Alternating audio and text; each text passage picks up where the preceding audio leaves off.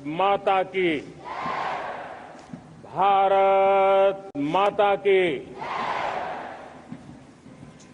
मेरे प्यारे देशवासियों, मेरे परिवारजन, आज वो शुभ घड़ी है जब हम देश के लिए मर मिटने वाले, देश की आजादी के लिए अपना जीवन समर्पित करने वाले, आजीवन संघर्ष करने वाले, फांसी के तख्त पर चढ़कर के भारत मां की जय के नारे लगाने वाले अनगिनत आजादी के दीवानों को नमन करने का ये पर्व है, उनका पुण्य स्मरण करने का पर्व है।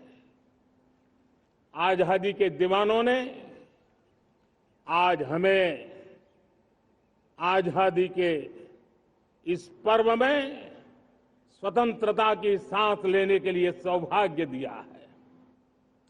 यह देश उनका ऋणी है। ऐसे हर महापुरुष के प्रति हम अपना श्रद्धा भाव व्यक्त करते हैं। मेरे प्यारे देशवासियों, आज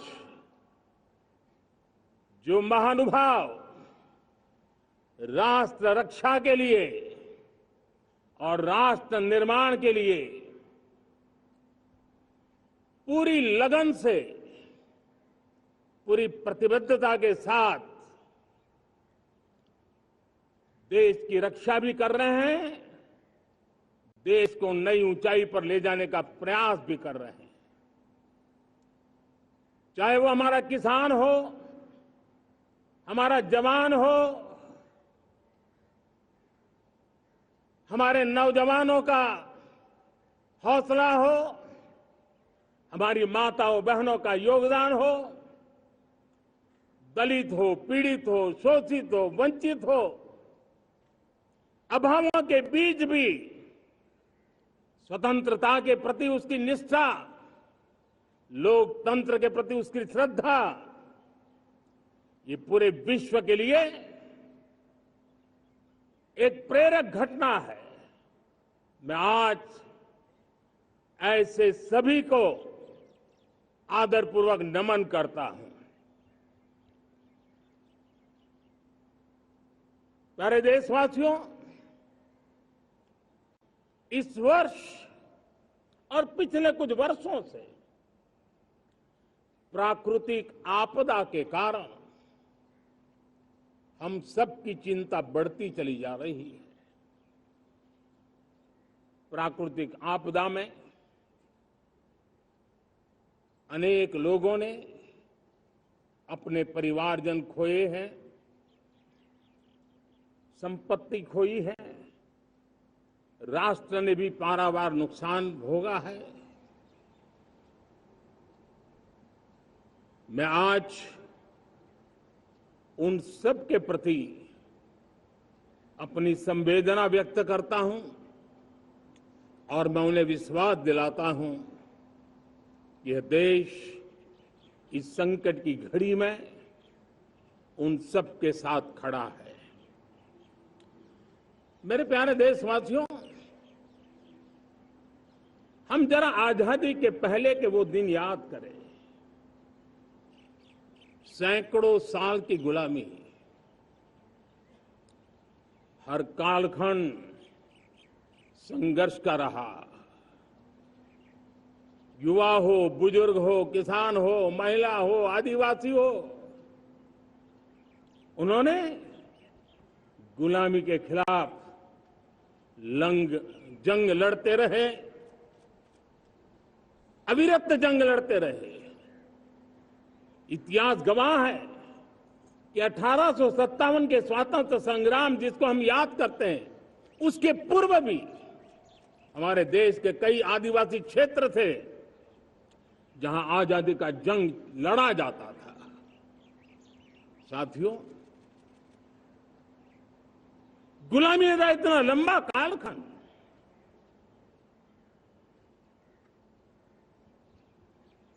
जुल्मी शासक, अपरंपार यातनाएं, सामान्य से सामान्य मानवीयों का विश्वास तोड़ने की हर तरकीब है। उसके बावजूद भी उस समय की जनसंख्या के हिसाब से करीब 40 करोड़ देशवासी आजादी के पूर्व 40 करोड़ देशवासियों ने वो जज्बा दिखाया, वो सामर्थ्य दिखाया, वो एक सपना लेकर के चले, एक संकल्प लेकर के चलते रहे, जूझते रहे। एक ही स्वर था, वंदे मातरम। एक ही सपना था, भारत की आजादी का। 40 करोड़ देशवासियों ने, और हमें गर्व है कि हमारी रगों में उन्हीं का खून है। वो हमारे पूर्वज थे। सिर्फ 40 करोड़ लोगों ने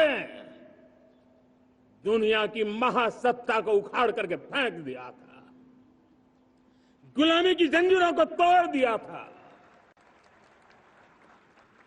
अगर हमारे पूर्वज, जिनका खून हमारी रगों में है, आज हम तो 140 करोड़ है। अगर 40 करोड़ गुलामी की बेड़ियों को तोड़ सकते हैं, अगर 40 करोड़ आजादी के सपने को पूर्ण कर सकते हैं, आजादी लेकर के रह सकते हैं, तो 140 करोड़ देश के मेरे नागरिक, 140 करोड़ मेरे परिवारजन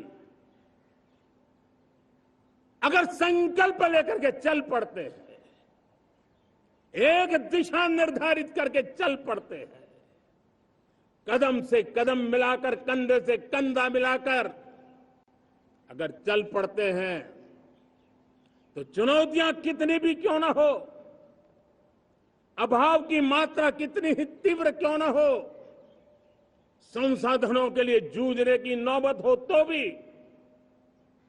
हर चुनौती को पार करते हुए हम समृद्ध भारत बना सकते हैं। हम 2047 विकसित भारत का लक्ष्य प्राप्त कर सकते हैं। अगर 40 करोड़ देशवासी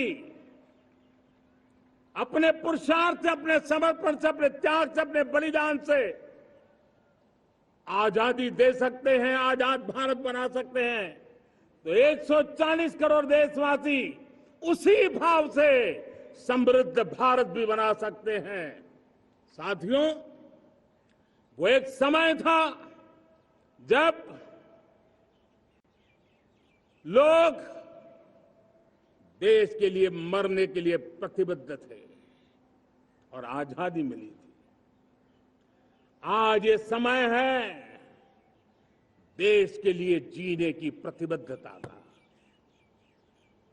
अगर देश के लिए मरने की प्रतिबद्धता आजादी दिला सकती है, तो देश के लिए जीने की प्रतिबद्धता समृद्ध भारत भी बना सकती है।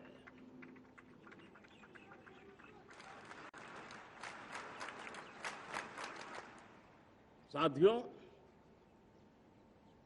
विकसित भारत 2047 ये सिर्फ भाषण के शब्द नहीं है। इसके पीछे कठोर परिश्रम चल रहा है। देश के कोटि कोटि जनों के सुझाव लिए जा रहे हैं और हमने देशवासियों से सुझाव मांगे। और मुझे प्रसन्नता है कि मेरे देश के करोड़ों नागरिकों ने विकसित भारत 2047 के लिए अनगिनत सुझाव दिए हैं। हर देशवासी का सपना उसमें प्रतिबिंबित हो रहा है। हर देशवासी का संकल्प उसमें झलकता है। युवा हो, बुजुर्ग हो, गांव के लोग हो, शहर के लोग हो, किसान हो, कामदार हो, दलित हो, आदिवासी हो, पहाड़ों में रहने वाले लोग हो, जंगल में रहने वाले लोग हो, शहरों में रहने वाले लोग हैं। हर किसी ने 2047 में जब देश आजादी का 100 साल मनाएगा तब तक विकसित भारत के लिए अनमोल सुझाव दिए हैं। और मैं जब इन सुझावों को देखता था मेरा मन प्रसन्न हो रहा था। उन्होंने क्या लिखा?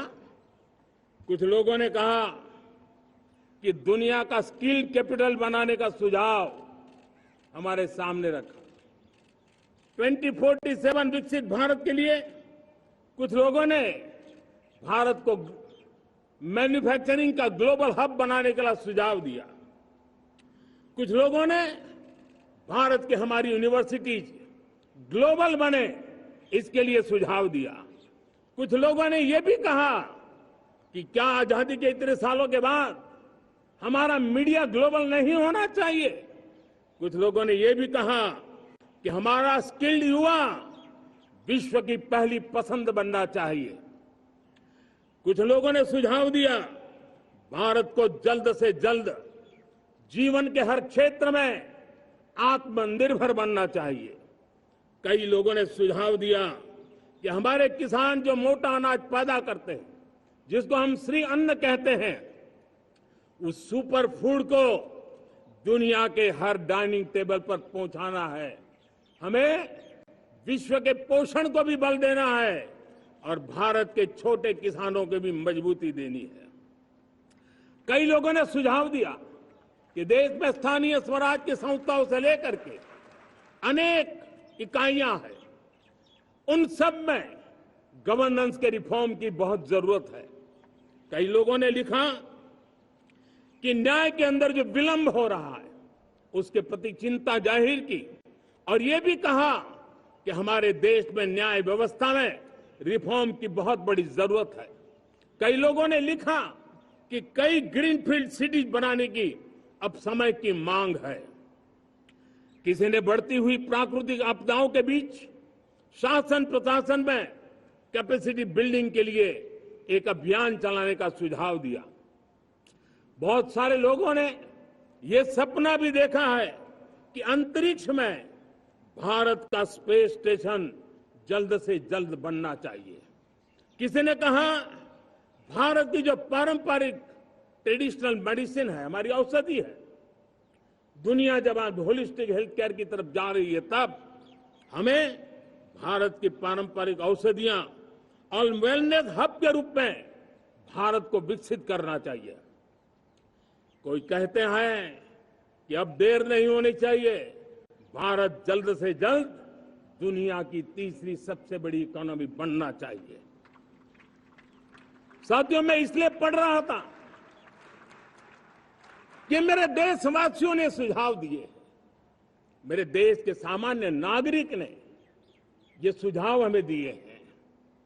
मैं समझता हूं जब देशवासियों की इतनी विशाल सोच हो, देशवासियों के इतने बड़े सपने हो, देशवासियों की इन बातों में जब संकल्प झलकते हो तब हमारे भीतर एक नया संकल्प दृढ़ बन जाता है, हमारे मन में आत्मविश्वास नई ऊंचाई पर पहुंच जाता है।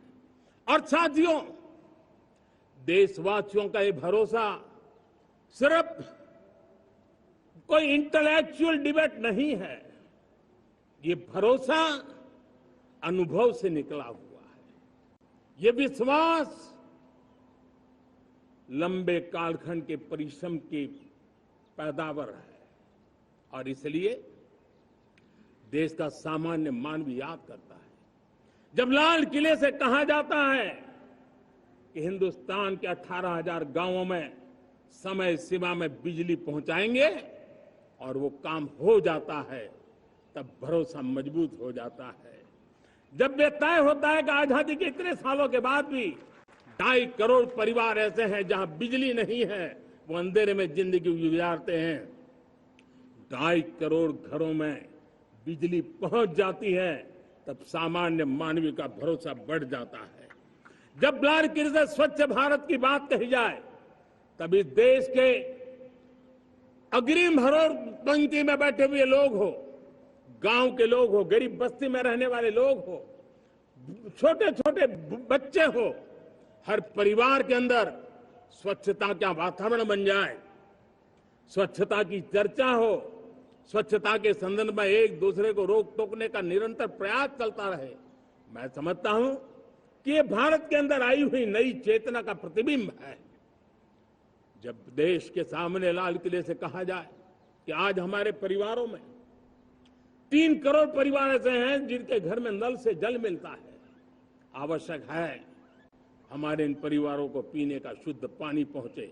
जल जीवन मिशन के तहत इतने कम समय में नए 12 करोड़ परिवारों को जल जीवन मिशन के तहत नल से जल पहुंच रहा है। आज 15 करोड़ परिवार इसके लाभार्थी बन चुके हैं। हमारे कौन लोग वंचित थे इन व्यवस्थाओं से? कौन पीछे रह गए थे? समाज के अग्रिम पंक्ति के लोग इसके लिए अभाव में नहीं जीते थे। मेरे दलित, मेरे पीड़ित, मेरे शोषित, मेरे आदिवासी भाई बहन, मेरे गरीब भाई बहन, मेरे झुग्गी झोपड़ी में जिंदगी गुजारने वाले लोग, वही तो इन चीजों के अभाव में जी रहे थे। हमने अनेक ऐसे प्राथमिक आवश्यकताओं की पूर्ति के लिए जो प्रयास किया और उसका परिणाम हमारे इन सारे समाज के बंधुओं को मिला है। हमने वोकल फॉर लोकल का मंत्र दिया। आज मुझे खुशी है कि वोकल फॉर लोकल ने अर्थतंत्र के लिए एक नया मंत्र बन गया है। हर डिस्ट्रिक्ट अपनी पैदावार के लिए गर्व करने लगा है। 1 डिस्ट्रिक्ट 1 प्रोडक्ट का माहौल बना है। अब 1 डिस्ट्रिक्ट 1 प्रोडक्ट को 1 डिस्ट्रिक्ट का 1 प्रोडक्ट एक्सपोर्ट कैसे हो, उस दिशा में हर जिले सोचने लगे हैं। रिन्यूएबल एनर्जी का संकल्प लिया था। G20 समूह के देशों ने जितना किया है उससे ज्यादा भारत ने किया है, और भारत ने ऊर्जा के क्षेत्र में आत्मनिर्भर बनने के लिए, ग्लोबल वार्मिंग की चिंताओं से मुक्ति पाने के लिए हमने काम किया है। साथियों, देश गर्व करता है आज जब फिनटेक की सफलता को लेकर पूरा विश्व भारत से कुछ सीखना समझना चाहता है, तब हमारा गर्व और बढ़ जाता है। साथियों, हम कैसे भूल सकते हैं कोरोना के वो संकट काल। विश्व में सबसे तेज गति से करोड़ों लोगों को वैक्सीनेशन का काम हमारे इसी देशों में हुआ। यही देश है जो कभी आतताई आतंकवादी हमें आकर के मार के चले जाते थे। जब देश की सेना सर्जिकल स्ट्राइक करती है, जब देश की सेना एयर स्ट्राइक करती है, तो देश के नौजवानों का सीना ऊंचा हो जाता है, तन जाता है, गर्व से भर जाता है। और यही बातें हैं जो आज 140 करोड़ देशवासियों का मन गर्व से भरा हुआ है, आत्मविश्वास से भरा हुआ है। साथियों, इन सारी बातों के लिए एक सुविचारित प्रयास हुआ है। रिफॉर्म की परंपरा को सामर्थ्य दिया गया है, नक्कर तरीकों के, नक्कर लक्ष्य को लेकर के। और जब राजनीतिक नेतृत्व की संकल्प शक्ति हो, दृढ़ विश्वास हो, जब सरकारी मशीनरी उसको लागू करने के लिए समर्पण भाव से जुट जाती है, और जब देश के हर नागरिक उस सपने को पूरा करने के लिए, जन भागीदारी करने के लिए, जन आंदोलन बनाने के लिए आगे आता है, तब हमें निश्चित परिणाम मिलता ही रहता है। मेरे प्यारे देशवासियों, हम ये न भूलें कि इस देश उस परिस्थितियों से भी दशकों तक भी आजादी के बाद समय बिताया है, जब होती है, चलती है, अरे यार ये तो चलेगा, अरे हमें क्या मेहनत करने की जरूरत है, अरे मामला है अगली पीढ़ी दिखेगी, अरे हमको मौका मिला है यार मौज कर लो, आगे वाला आगे का जाने, हमें क्या कर रहा है, हम अपना समय निकाल दे, अरे नया करने जाओगे कोई बवाल उठ जाए। पता नहीं क्यों देश में स्टेटस को का माहौल बन गया था। जो है उसी से गुजारा कर लो, यही का माहौल बन गया था। और लोग तो कहते हैं अरे भाई छोड़ो, अब कुछ होने वाला नहीं है, चलो, ऐसा ही मन बन गया था। हमें इस मानसिकता को तोड़ना था, हमें विश्वास से भरना था, और हमने उस दिशा में प्रयास किया। कई लोग तो कहते थे अरे भाई अगली पीढ़ी के लिए काम हम अभी से क्यों करें, हम तो आज का देखें। लेकिन देश का सामान्य नागरिक ये नहीं चाहता, वो बदलाव के इंतजार में था, वो बदलाव चाहता था, उसकी ललक थी, लेकिन उसके सपनों को किसी ने तवज्जो नहीं दी, उसकी आशा आकांक्षाओं को अपेक्षाओं को तवज्जो नहीं दी गई, और उसके कारण वो मुसीबतों को झेलते हुए गुजारा करता रहा, वो रिफॉर्म्स का इंतजार करता रहा। हमें जिम्मेदारी दी गई और हमने बड़े रिफॉर्म्स जमीन पर उतारे।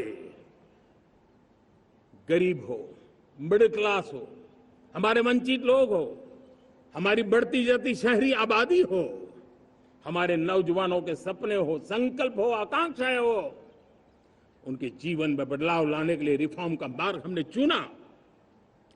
और मैं देशवासियों को विश्वास दिलाना चाहता हूं, रिफॉर्म के प्रति हमारी जो प्रतिबद्धता है वो पिंक पेपर के एडिटोरियल के लिए सीमित नहीं है।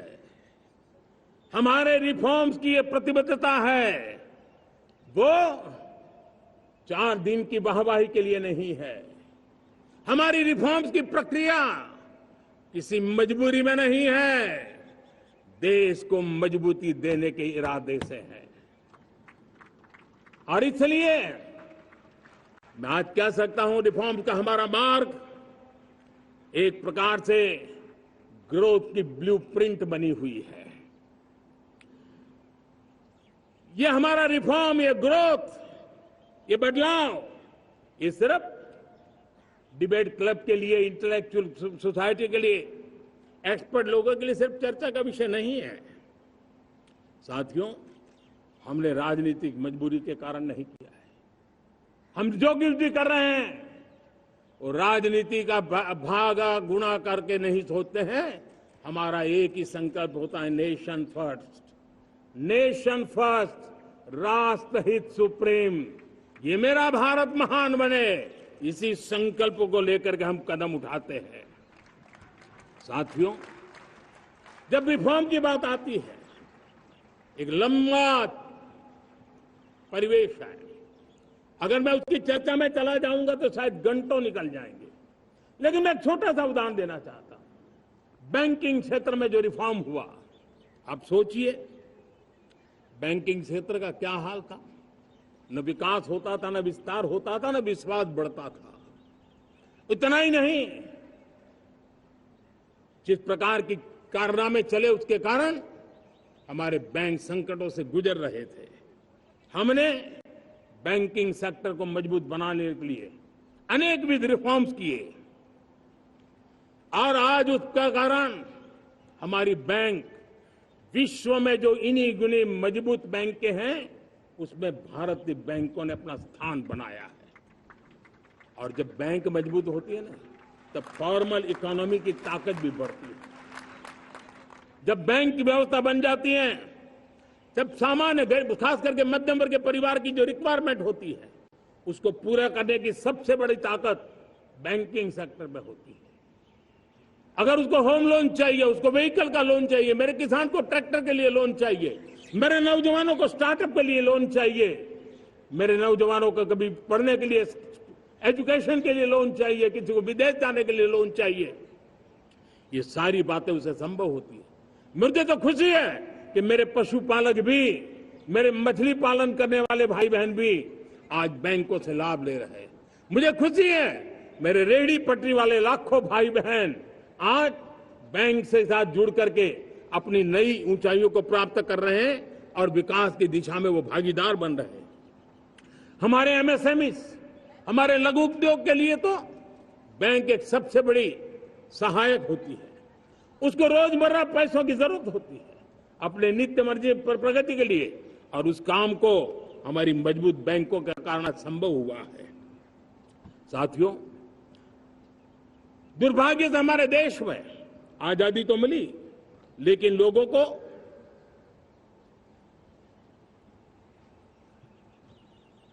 एक प्रकार से माई बाप कल्चर से गुजरना पड़ा। सरकार के पास मांगते रहो, सरकार के पास हाथ फैलाते रहो, किसी की सिफारिश के लिए रास्ते खोदते रहो, वही कल्चर डेवलप हुआ था। आज हमने गवर्नेंस के इस मॉडल को बदला है। आज सरकार खुद लाभार्थी हितार्थी के पास जाती है। आज सरकार खुद उसके घर गैस का चूल्हा पहुंचाती है। आज सरकार खुद उसके घर पानी पहुंचाती है। आज सरकार खुद उसके घर बिजली पहुंचाती है। आज सरकार खुद उसको आर्थिक मदद दे करके विकास के नए आयामों को सर करने के लिए प्रेरित करती है, प्रोत्साहित करती है। आज सरकार खुद नौजवान के स्किल डेवलपमेंट के लिए अनेकविध कदम उठा रही है। साथियों, बड़े रिफॉर्म्स के लिए हमारी सरकार बहुत ही प्रतिबद्ध है और हम इसी के द्वारा देश में प्रगति की राह को चुनना चाहते हैं। साथियों, देश में नई व्यवस्थाएं बन रही है। देश को आगे ले जाने के लिए अनेकविध नीतियों को, अनेकविध पॉलिसीज को निरंतर बनाया जाए और नए सिस्टम पर देश का भरोसा भी बढ़ता रहता है, निरंतर बढ़ता रहता है।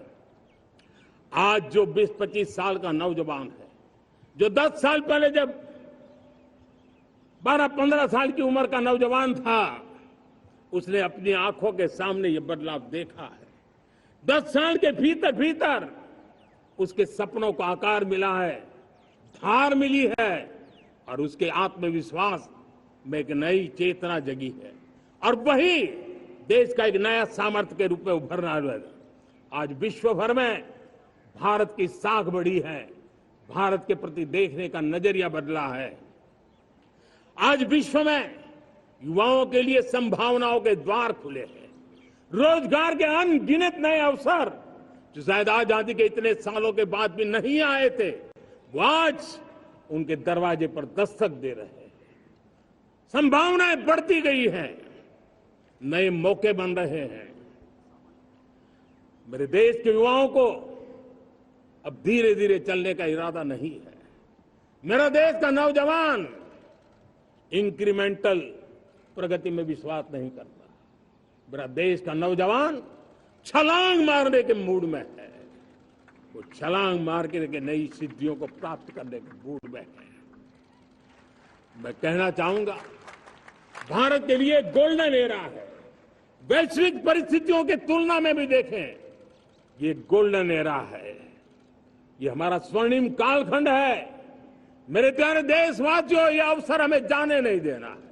ये मौका हमें जाने नहीं देना चाहिए और इसी मौके को पकड़ करके अपने सपने और संकल्पों को लेकर के चल पड़ेंगे तो हम देश की स्वर्णिम भारत की जो अपेक्षा और हमें विकसित भारत का 2047 का लक्ष्य हम पूरा करके रहेंगे। हम सदियों की बेड़ियों को तोड़ करके निकले हैं।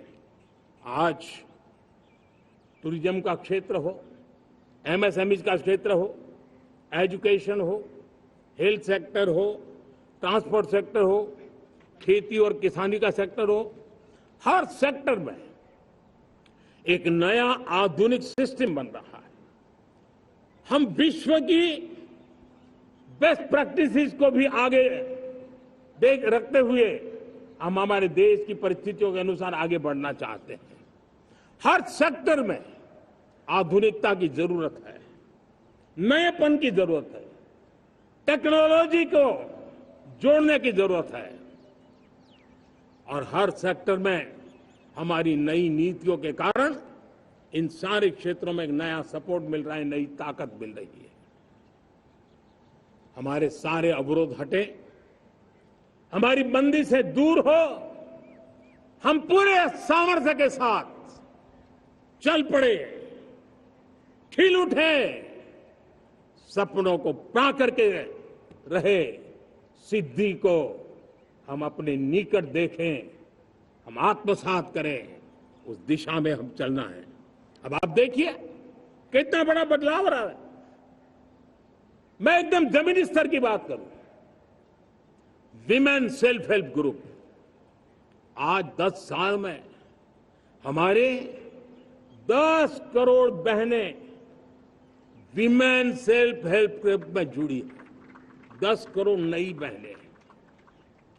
हमें गर्व हो रहा है कि हमारे सामान्य परिवार की गांव की 10 करोड़ महिलाएं आर्थिक रूप से आत्मनिर्भर बन रही हैं। और जब महिला आर्थिक रूप से आत्मनिर्भर बनती हैं, तब परिवार की निर्णय प्रक्रिया की हिस्सेदार बनती हैं।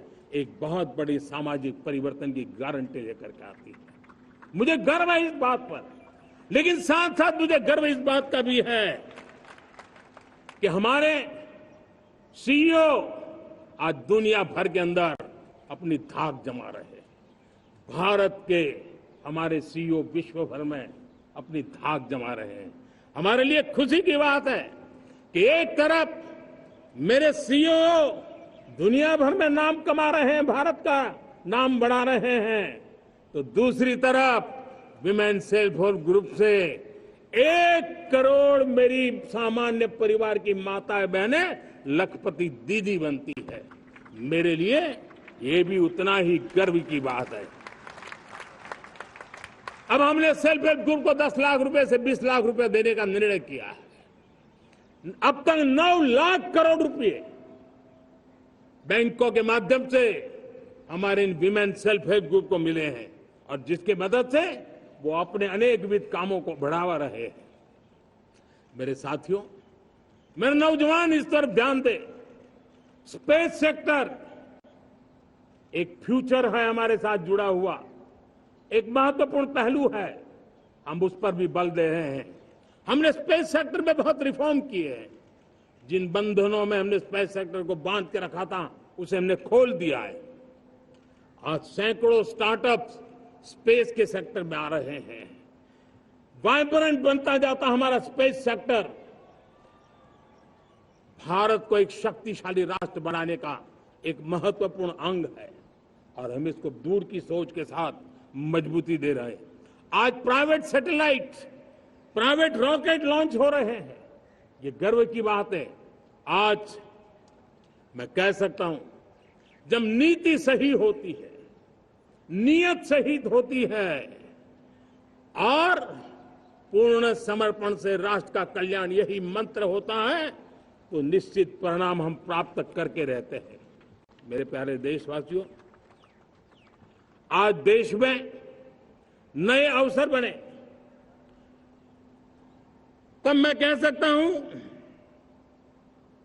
2 चीजें और हुई जिसने विकास को एक गति दी है, विकास को एक नई छलांग दी है।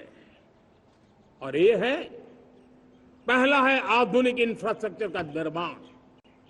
हमने इंफ्रास्ट्रक्चर को आधुनिक बनाने की दिशा में बहुत बड़े कदम उठाए हैं। और दूसरी तरफ सामान्य मानवीय के जीवन में जो बाधाएं हैं, ईज ऑफ लिविंग का हमारा जो सपना है, उस पर भी हमने उतना ही बल दिया है। पिछले 1 दशक में अभूतपूर्व इंफ्रास्ट्रक्चर का विकास हुआ है।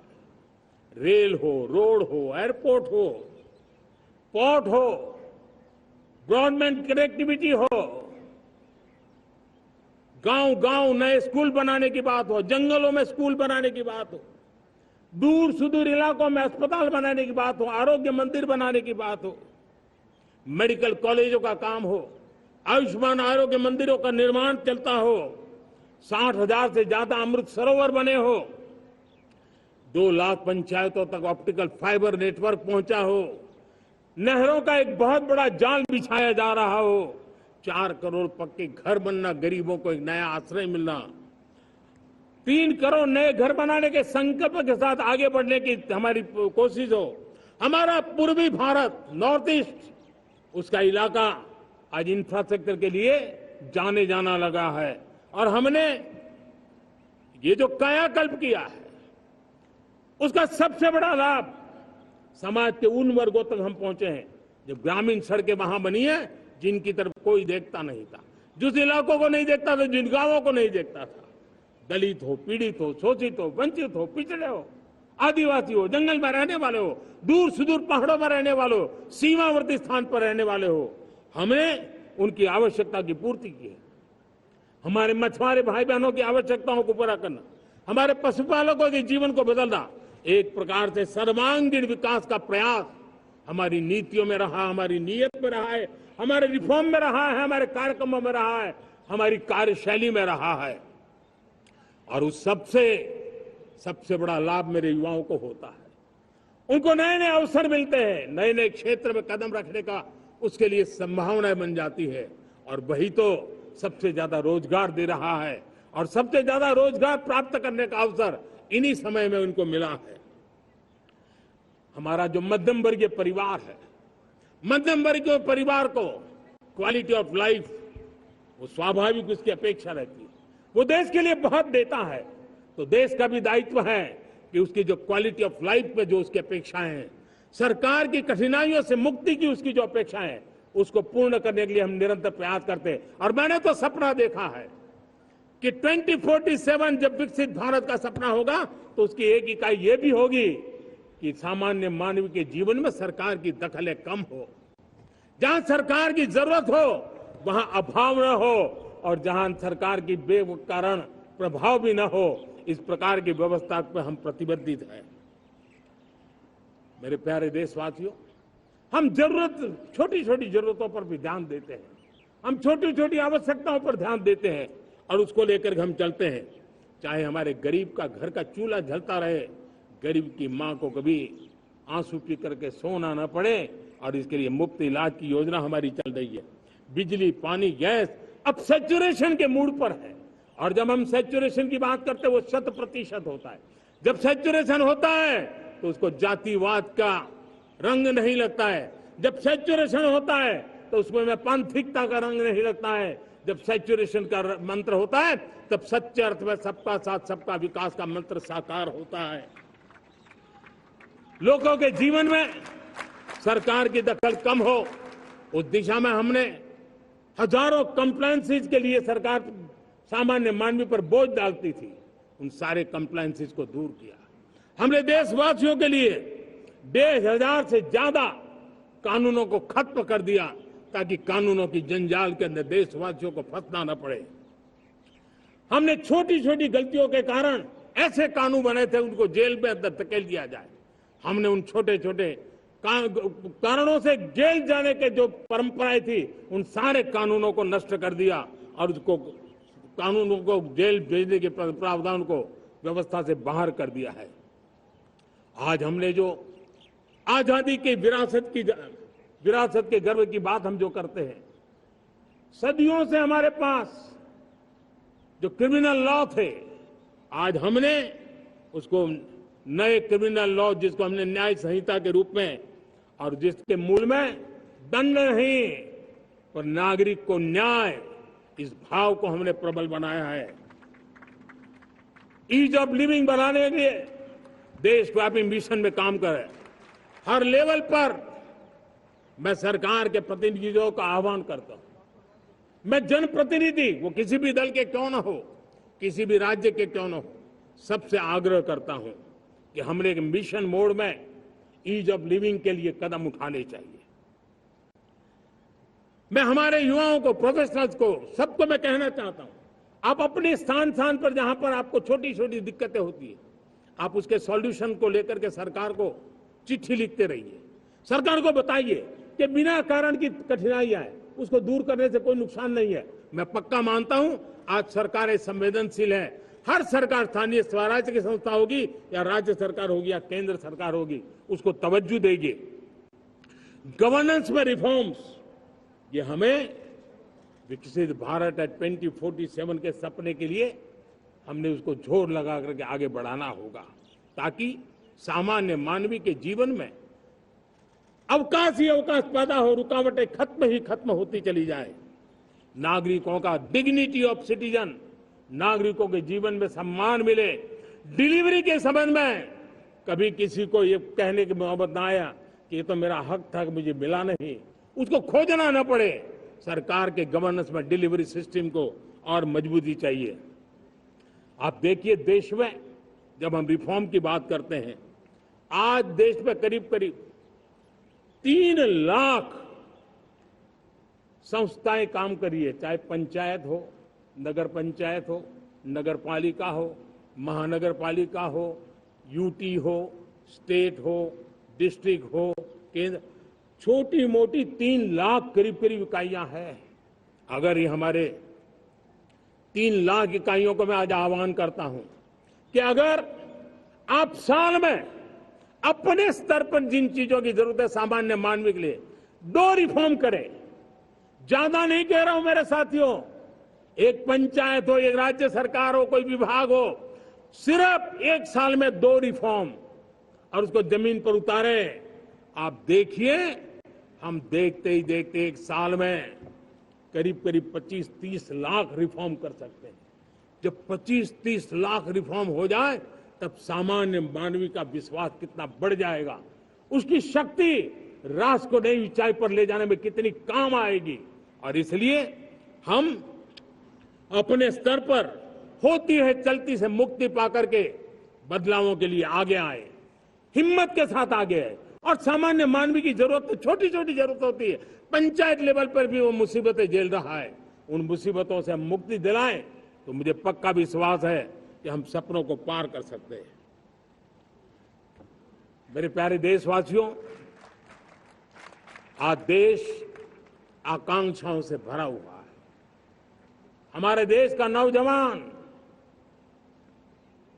नई सिद्धियों को चूमना चाहता है, नए नए शिखरों पर वो कदम रखना चाहता है और इसलिए हमारी कोशिश है हर सेक्टर में कार्य को हम गति दें, तेज गति दें और उसके द्वारा पहले हम हर सेक्टर में नए अवसर पैदा करें।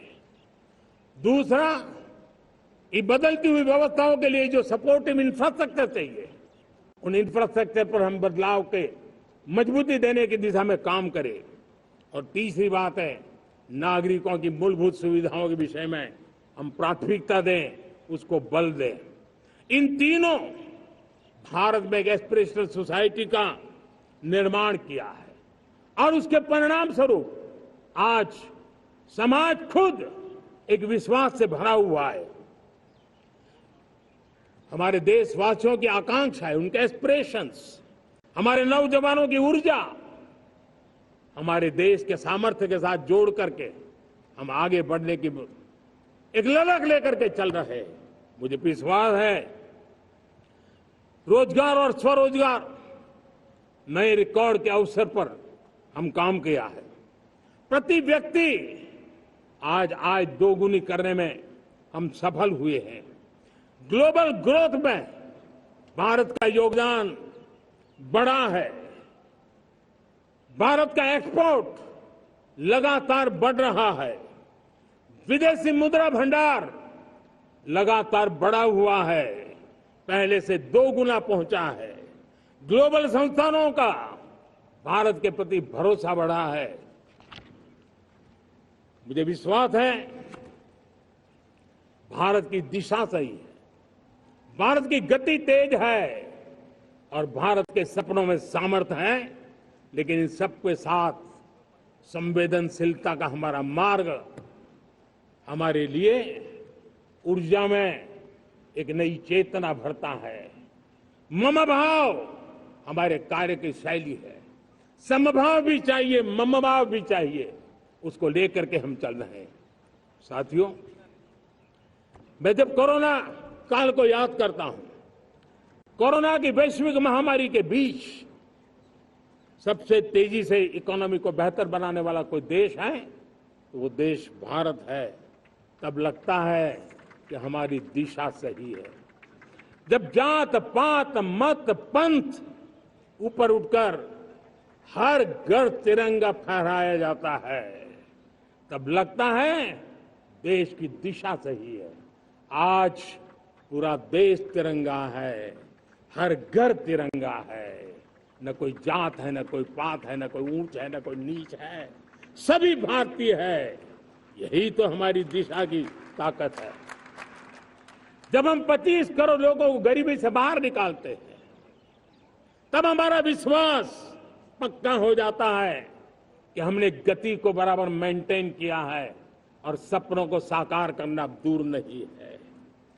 जब 100 से अधिक आकांक्षी जिले अपने अपने राज्य के अच्छे जिलों की स्पर्धा कर रहे हैं, बराबरी करने लगे हैं, तो हमें लगता है कि हमारी दिशा और गति दोनों सामर्थ्यवान है। जब हमारे उन आदिवासी साथियों को वो मदद मिलती है, पीएम जनमन के द्वारा उनको जो योजनाएं पहुंची थी, आबादी बहुत छोटी है, लेकिन बहुत दूर सुदूर इलाकों में छुटपुट परिवार रहते हैं, हमने उनको खोज के निकाला है, उनके लिए चिंता की है। तब लगता है कि संवेदनशीलता से जब काम करते हैं तब संतोष कितना मिलता है। वर्किंग वुमेन के लिए पेड मैटरनिटी लीव 12 हफ्ते से बढ़ा करके 26 हफ्ते कर देते हैं। तब सिर्फ नारी का सम्मान ही करते इतना नहीं है, नारी के प्रति संवेदनशील भाव से निर्णय करते इतना नहीं, लेकिन उसके गोद में जो बच्चा पला है ना, उसको एक उत्तम नागरिक बनाने के लिए मां की जो जरूरत है उसमें सरकार रुकावट न बने, इस संवेदनशील भावना से उस निर्णय को हम करते हैं। जब मेरे दिव्यांग भाई बहन भारतीय साइन लैंग्वेज की बात हो या तो सुगम्य भारत का अभियान हो, उसको लगता है कि अब मेरी भी डिग्निटी है, मेरे प्रति देश के नागरिक सम्मान के भाव से देखता है। और पैरालंपिक में तो हमारे खिलाड़ी नई नई ताकत दिखाने लगे हैं, तब लगता है कि ये जो मेरा मम भाव है, हम सबका मम भाव है, उसकी ताकत नजर आती है। हमारे ट्रांसजेंडर समाज के प्रति हम जिस संवेदना के साथ निर्णय बना रहे हैं, हम नए नए कानून बना रहे हैं, उनको सम्मान का जीवन देने के लिए हम प्रयास कर रहे हैं, तब बदलाव की हमारी दिशा सही दिखता है। सेवा भाव से किए गए इन कामों का, जो त्रिविध मार्गों से हम चले हुए, इन कामों का एक सीधा सीधा लाभ आज उसके परिणाम के रूप में हमें नजर आ रहा है। 60 साल बाद लगातार तीसरी बार आपने हमें देश सेवा का मौका दिया है।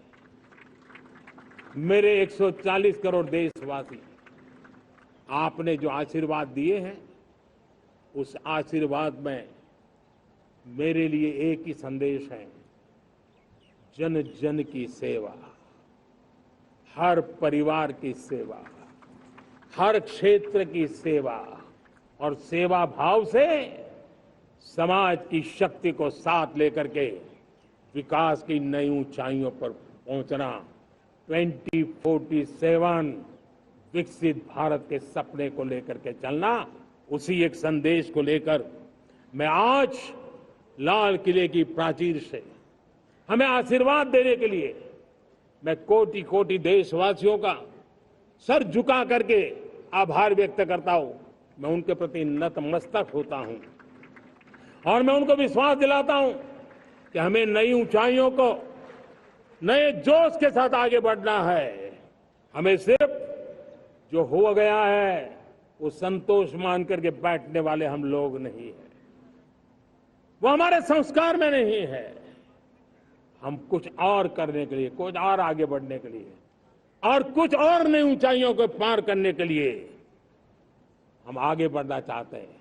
विकास को, समृद्धि को, सपनों को साकार करने को, संकल्प को लिए जीवन खपाने को हम अपना स्वभाव बनाना चाहते हैं, देशवासियों का स्वभाव बनाना चाहते हैं। मेरे प्यारे देशवासियों, आज नई शिक्षा नीति बहुतेक मात्रा में कई राज्यों ने उसको अच्छा इनिशिएटिव लिए हैं और उसके कारण आज एक 21वीं सदी के अनुरूप हमारी शिक्षा व्यवस्था को जो हम बल देना चाहते हैं और विकसित भारत के सपने के लिए जिस प्रकार से मानव समूह तैयार करना चाहते हैं, नई शिक्षा नीति बहुत बड़ी भूमिका अदा। मैं नहीं चाहता हूं कि मेरे देश के नौजवानों को अब विदेशों में पढ़ने के लिए मजबूर होना पड़े। मध्यम वर्गीय परिवार के लाखों करोड़ों रुपया बच्चों को विदेश पढ़ने के लिए भेजने में खर्च हो जाए। हम यहां ऐसी शिक्षा व्यवस्था का विकसित करना चाहते हैं कि मेरे देश के नौजवानों को विदेश जाना न पड़े, मेरे मध्यम वर्गीय परिवारों को लाखों करोड़ रुपया खर्च करना न पड़े। इतना ही नहीं, ऐसे संस्थान निर्माण हो ताकि विदेशों से लोग भारत के अंदर उनका मुंह मोड़े। अभी अभी हमने बिहार का हमारा गौरवप्रद इतिहास रहा है, नालंदा यूनिवर्सिटी का पुनर्निर्माण किया है। फिर से एक बार नालंदा यूनिवर्सिटी काम करना शुरू कर दिया है। लेकिन हमें शिक्षा के क्षेत्र में फिर से एक बार सदियों पुराने उस नालंदा स्पिरिट को जगाना होगा, उस नालंदा स्पिरिट को जीना होगा, उस नालंदा स्पिरिट को लेकर के बड़े विश्वास के साथ विश्व की ज्ञान की परंपराओं को नई चेतना देने का काम हमें करना होगा। मुझे पक्का विश्वास है कि नई शिक्षा नीति ने मातृभाषा पर बल दिया है। मैं राज्य सरकारों से कहूंगा, मैं देश की सभी संस्थानों से कहूंगा कि भाषा के कारण हमारे देश की टैलेंट को रुकावट नहीं आनी चाहिए, भाषा अवरुद्ध नहीं होनी चाहिए। मातृभाषा का सामर्थ्य हमारे देश के छोटे छोटे गरीब से गरीब मां के बेटे को भी सपने पूरा करने का ताकत देता है। और इसलिए हमने हमारी मातृभाषा में पढ़ाई, जीवन में मातृभाषा का स्थान, परिवार में मातृभाषा का स्थान, उसकी ओर हमें बल देना होगा। मेरे प्यारे देशवासियों, जिस प्रकार से आज विश्व का बदलाव नजर आ रहा है और तब जाकर के स्किल का महत्व बहुत बढ़ गया है और हम स्किल को और नई एक ताकत देना चाहते हैं। हम इंडस्ट्री 4.0 को ध्यान में रख करके हम स्किल डेवलपमेंट चाहते हैं। हम जीवन के हर क्षेत्र में, हम एग्रीकल्चर सेक्टर में भी कैपेसिटी बिल्डिंग करके देने के लिए स्किल डेवलपमेंट चाहते हैं। हम तो हमारा सफाई का क्षेत्र हो, उसमें भी एक नए स्किल डेवलपमेंट की ओर बल देना चाहते हैं। और हम स्किल इंडिया प्रोग्राम को बहुत व्यापक रूप से इस बार लेकर के आए हैं। बजट में भी इसका बहुत बड़ा, इस बजट में इंटर्नशिप को भी हमने बल दिया है ताकि हमारे नौजवानों को एक एक्सपीरियंस मिले, उनकी कैपेसिटी बिल्डिंग हो और बाजार में उनका ताकत दिखाई दे। उस प्रकार से मैं स्किल युवाओं को तैयार करना चाहता हूं। और जिसे कई बार, और दोस्तों, आज विश्व की परिस्थिति को देखते हुए मैं साफ साफ देख रहा हूं कि भारत का स्किल्ड मैन पावर जो है, हमारा स्किलफुल जो नौजवान है, वो ग्लोबल जॉब मार्केट में अपनी दमक बनाए। हम उस सपने को लेकर के आगे चल रहे हैं। साथियों, विश्व जिस तेजी से बदल रहा है, जीवन के हर क्षेत्र में साइंस और टेक्नोलॉजी का महत्व बढ़ता चला जाने वाला है। हमें साइंस को बहुत बढ़ देने की आवश्यकता है। और मैंने देखा चंद्रयान की सफलता के बाद हमारे स्कूल कॉलेज के अंदर साइंस और टेक्नोलॉजी के प्रति एक नई रुचि का वातावरण बना है, नई दिलचस्पी बढ़ी है। तब हमारे शिक्षा संस्थानों ने ये जो मनोभाव बना है उसको नर्चर करने के लिए आगे आना होगा। भारत सरकार ने भी रिसर्च के लिए सपोर्ट बढ़ा दिया है। हमने ज्यादा से ज्यादा चेस स्थापित किए हैं। हमने नेशनल रिसर्च फाउंडेशन बना करके हमने उसको एक कानूनी परिवेश में ला करके स्थायी रूप से एक व्यवस्था विकसित की है ताकि रिसर्च को लेकर के निरंतर बल मिले और ये रिसर्च फाउंडेशन उस काम को करे। मेरे बड़े गर्व की बात है कि बजट में हमने 1 लाख करोड़ रुपया रिसर्च और इनोवेशन के लिए हमने देने का निर्णय किया है ताकि हमारे देश के नौजवान के पास जो आइडियाज है उस आइडियाज को हम जमीन पर उतार पाए। साथियों, आज भी हमारे देश में मेडिकल एजुकेशन के लिए हमारे बच्चे बाहर जा रहे हैं। वैसा कहा मैंने, बड़े वो ज्यादातर मध्यम वर्गीय परिवार के हैं, उनके लाखों करोड़ों रुपए खर्च हो जाते हैं। और तब जाकर के हमने पिछले 10 साल में मेडिकल सीटों को करीब करीब 1 लाख कर दिया। आज मैं करीब करीब 25,000 युवा हर साल विदेश में मेडिकल एजुकेशन के लिए जाते हैं। और ऐसे ऐसे देश में जाना पड़ रहा है, कभी कभी जो मैं सुनता हूं तो हैरान हो जाता हूं। और इसलिए हमने तय किया है कि अगले 5 साल में मेडिकल लाइन में 75,000 नई सीटें बनाई जाएगी। मेरे प्यारे देशवासियों, विकसित भारत 2047 वो स्वस्थ भारत भी होना चाहिए। और जब स्वस्थ भारत हो तो आज जो बच्चे हैं उनके पोषण पर आज से ही ध्यान देने की जरूरत है। और इसलिए हमने विकसित भारत की जो पहली पीढ़ी है उनकी तरफ विशेष ध्यान दे करके हमने पोषण का एक अभियान चला है। हमने राष्ट्रीय पोषण मिशन शुरू किया है। पोषण को हमने प्राथमिकता दी है। मेरे प्यारे देशवासियों, हमारी कृषि व्यवस्था को ट्रांसफॉर्म करना बहुत जरूरी है, समय की मांग है। हम सदियों से जिस परंपरा में दबे हुए हैं, जकड़े हुए हैं, उससे मुक्ति पानी होगी। और हमारे किसानों को उसके लिए हम मदद भी दे रहे हैं। हम उसको ट्रांसफॉर्म करने की दिशा में लगातार काम करते आए हैं। आज आसान ऋण दे रहे हैं किसानों को, टेक्नोलॉजी की मदद दे रहे हैं। किसान जो पैदावार करता है उसको वैल्यू एडिशन के लिए हम काम कर रहे हैं। उसके लिए मार्केटिंग के लिए पूरा प्रबंध करते हैं ताकि उसको एंड टू एंड हर जगह पे हैंड होल्डिंग की व्यवस्था हो। उस दिशा में हम काम कर रहे हैं। आज जब धरती माता के प्रति सारा विश्व चिंतित है, जिस प्रकार से उर्वरक के कारण हमारी धरती माता की शहद दिनों दिन बिगड़ता जा रही है, हमारी धरती माता की उत्पादकता क्षमता खत्म होती चली जा रही है, कम होती चली जा रही है। और उस समय मैं मेरे देश के लाखों किसानों का आभार व्यक्त करना चाहता हूं जिन्होंने प्राकृतिक खेती का रास्ता चुना है और हमारी धरती माता की सेवा करने का भी उन्होंने बीड़ा उठाया है। और इस बार बजट में भी हमने प्राकृतिक खेती को बल देने के लिए बहुत बड़ी योजनाओं के साथ बहुत बड़ा बजट में प्रावधान किया है। मेरे प्यारे देशवासियों, आज दुनिया की स्थिति में देखता हूं, पूरा विश्व होलिस्टिक हेल्थ केयर की तरफ मुड़ रहा है और तब उनको ऑर्गेनिक फूड ये उनकी प्रथम पसंद बनी है। आज विश्व के लिए ऑर्गेनिक फूड का अगर कोई फूड बास्केट बन सकता है तो मेरे देश का किसान बना सकता है, मेरा देश बन सकता है।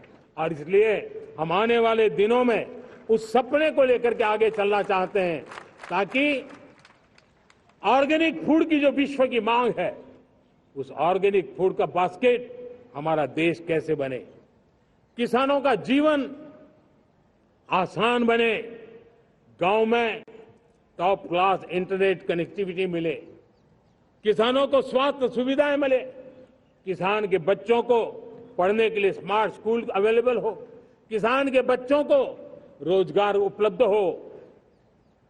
छोटी छोटे खेती के टुकड़ों पर पूरा परिवार आज जीना बड़ा मुश्किल हो रहा है, तब उनके नौजवानों के लिए वो स्किल मिले ताकि उनके नए रोजगार मिले, नए आय के साधन बने।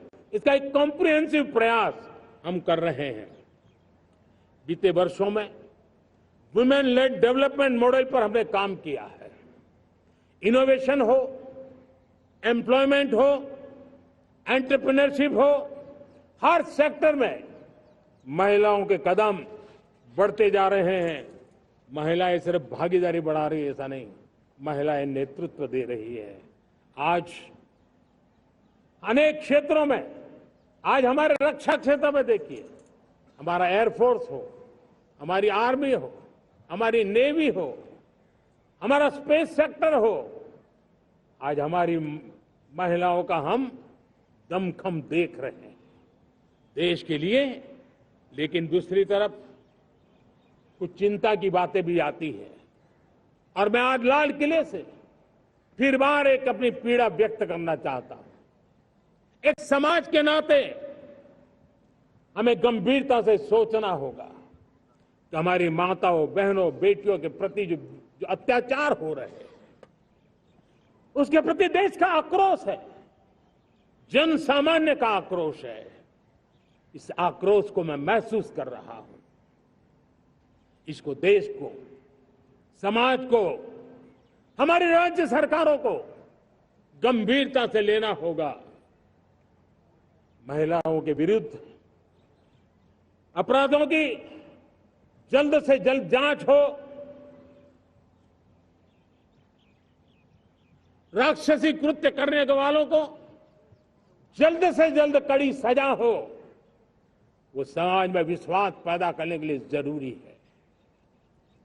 मैं ये भी बताना चाहूंगा कि जब बलात्कार की या महिलाओं पर अत्याचार की घटनाएं घटती हैं तो उसकी बहुत चर्चा होती है, बहुत प्रचार होता है, मीडिया में छाया रहता है। लेकिन जब ऐसे राक्षसी मनोवृत्ति व्यक्ति को सजा होती है तो वो खबरों में कहीं नजर नहीं आती है, कोने में कहीं पड़ा रहता है। अब समय की मांग है कि जिनको सजा होती है उसकी व्यापक चर्चा हो, ताकि ऐसा पाप करने वालों को भी डर पैदा हो कि ये पाप करने की हालत ये होती है कि फांसी पर लटकना पड़ता है। और मुझे लगता है कि ये डर पैदा करना बहुत जरूरी है। मेरे प्यारे देशवासियों, हमारे देश में ऐसी एक आदत बन गई थी स्वभाव से, हम देश को कम आंकना, देश के प्रति गौरव के भाव का अभाव होना, ये पता नहीं क्यों हमारे जहन में घुस गया था। और हम तो कभी कभी तो लेट आए तो कहते थे इंडियन आए, शर्म के साथ हम बोल देते थे। देश को इन चीजों से हमने बाहर लाने में सफलता पाई है। किसी जमाने में कहा जाता था अरे खिलौने भी बाहर से आते थे, वो दिन देखे हमने। आज मैं गर्व से कह सकता हूं कि मेरे देश के खिलौने दुनिया के बाजार में अपनी धमक लेकर के पहुंच गए। खिलौने हमारे एक्सपोर्ट होने शुरू हुए। तो एक जमाना था हम मोबाइल फोन इंपोर्ट करते थे, आज मोबाइल फोन का मैन्युफैक्चरिंग का इकोसिस्टम बना है, एक बहुत बड़ा हब बना है, और आज हम मोबाइल फोन दुनिया में एक्सपोर्ट करने लगे हैं। ये भारत की ताकत है। साथियों, भविष्य के साथ सेमीकंडक्टर जुड़ा हुआ है, आधुनिक टेक्नोलॉजी जुड़ी है, एआई जुड़ा हुआ है। हमने सेमीकंडक्टर मिशन पर काम शुरू किया है।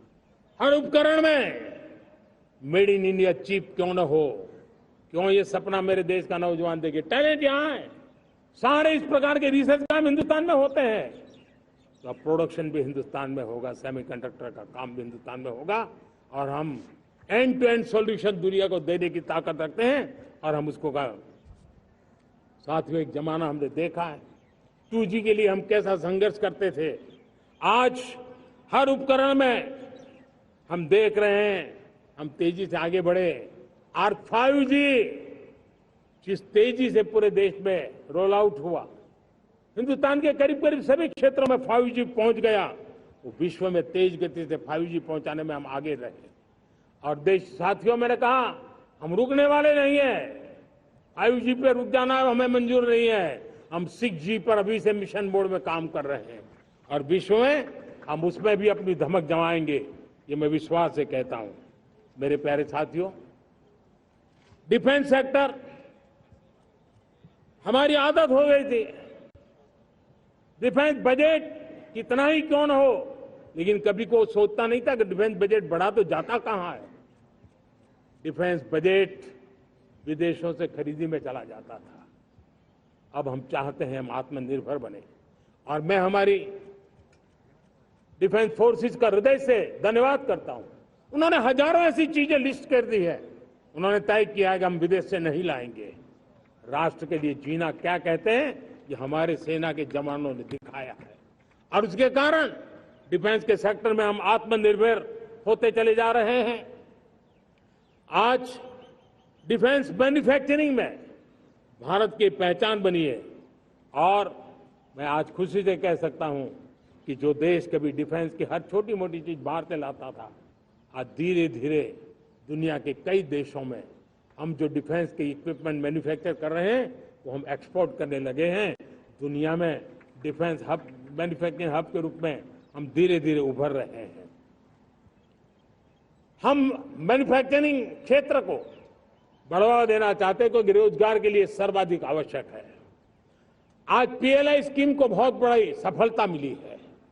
एफडीआई रिफॉर्म्स, उसने भी हमें बहुत बड़ी ताकत दी है। एमएसएमईज को बहुत बड़ा बल मिला है, नई व्यवस्थाएं विकसित हुई है और उसके कारण हमारा मैन्युफैक्चरिंग सेक्टर, हम दुनिया का एक मैन्युफैक्चरिंग हब बने।